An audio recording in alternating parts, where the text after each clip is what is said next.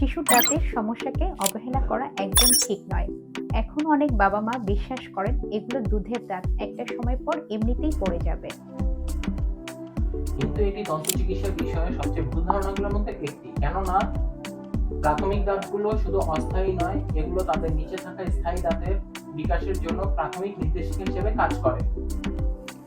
যখন শিশুর দাঁতের সমস্যাগুলোকে উপেক্ষা করা হয়, তখন তা চোয়ালের মধ্যে থাকা স্টিল গ্রোয়িং পার্মানেন্ট টুথ জ্যামকে এফেক্ট করতে পারে।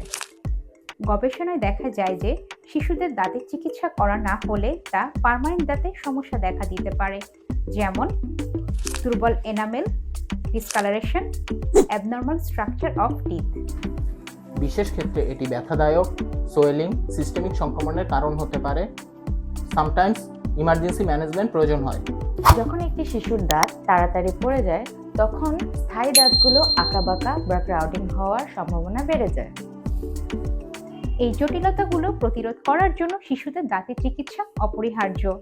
নিয়মিত ব্রাশ করা, রেগুলার ডেন্টাল চেকআপ ফ্লোরাইড ভার্নিশিং, সুষম খাবার, এবং সীমিত পরিমাণে চিনিযুক্ত খাদ্য গ্রহণ। এই নিয়মগুলো মেনে চললে অনেক সমস্যা নিয়ন্ত্রণ করা সম্ভব। একটি শিশুর দুধের দাঁত রক্ষা করার অর্থ হলো ভবিষ্যতে স্থায়ী হাসি রক্ষা করা।